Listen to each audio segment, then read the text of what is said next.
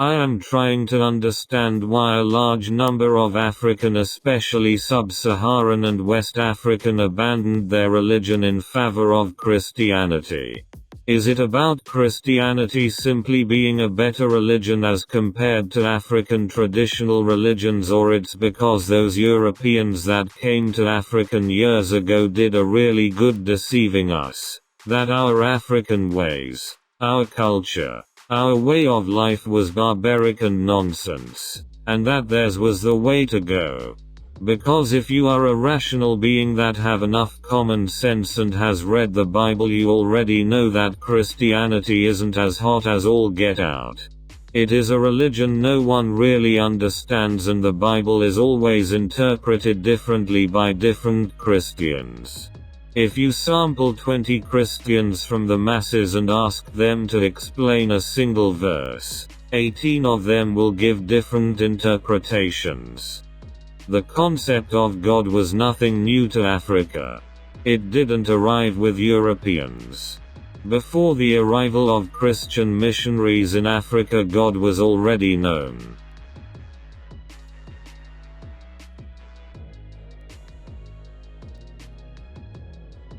Your principal objective in our mission in the Congo is never to teach these niggers to know God. This they already know.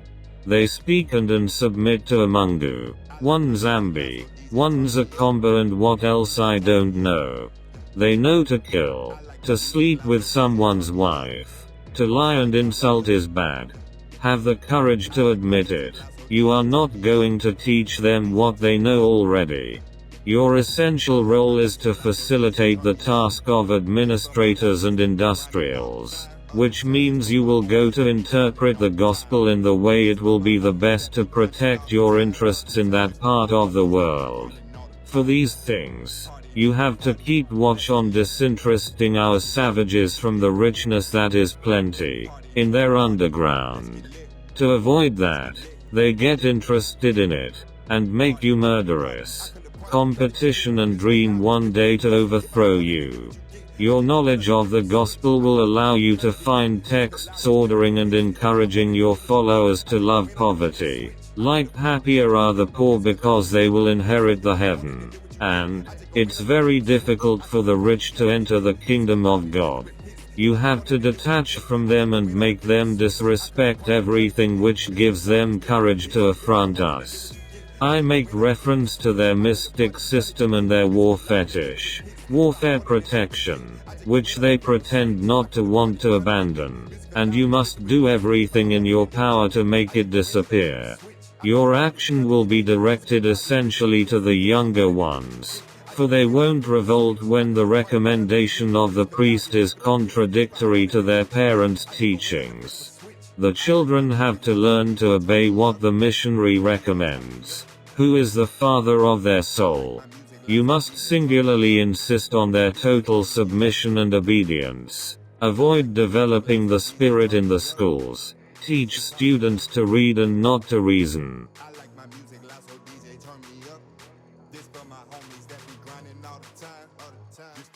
With all this knowledge, why do people think the religion of the colonial masters is better than ours, so we must abandon ours and join Christianity or Islam?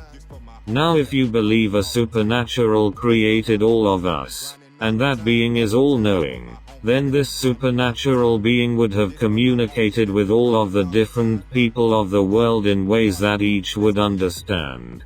He would reveal himself to Europeans in ways that would be understood by Europeans, then reveal himself to Asians in a way they would understand. This supernatural being would then have the intelligence to reveal himself to Africans too, in ways that he created Africans to understand. Why do you think this supernatural being would advocate for someone who spoke a different language that the people didn't understand to bring to us his word?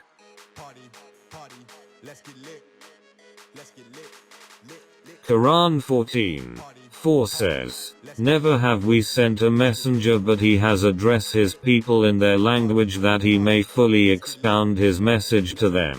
And after the message is expounded, Allah lets go astray whomsoever He wills, and guides to the right way whomsoever He wills.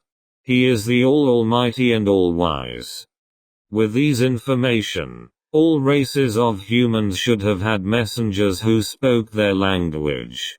That didn't happen, but rather we are being told to accept messengers from Greek, Arabia and Rome. This makes no sense. There is no way that a super intelligent being who created Africans will send a British man, someone who is so divergent from African language and lifestyles, symbols and worship, to tell Africans about this God. It would make more sense, if you think about it, that this God sent an European to the Europeans to talk about the Creator, and the Creator would use Africans to teach other Africans too.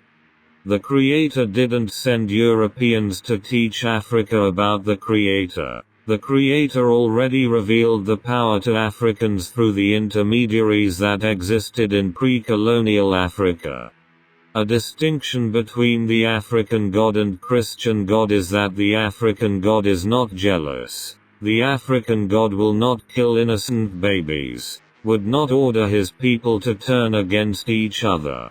The Creator didn't need a book to communicate with his people. Writing and books are human inventions. African traditional religion teachings were passed down to younger generations through the word of mouth. The Bible is a book full of confusion and inaccuracies, because it was construct of the Europeans to subjugate African into their pagan beliefs, which resulted in a diluted version of the concept of God. Why do you think the Creator would use a Jewish man, a Roman and an Arabian man in order to reveal the Creator to you as an African? You actually think that the Creator waited for the Europeans to invade us, in order for us to know a Creator exists?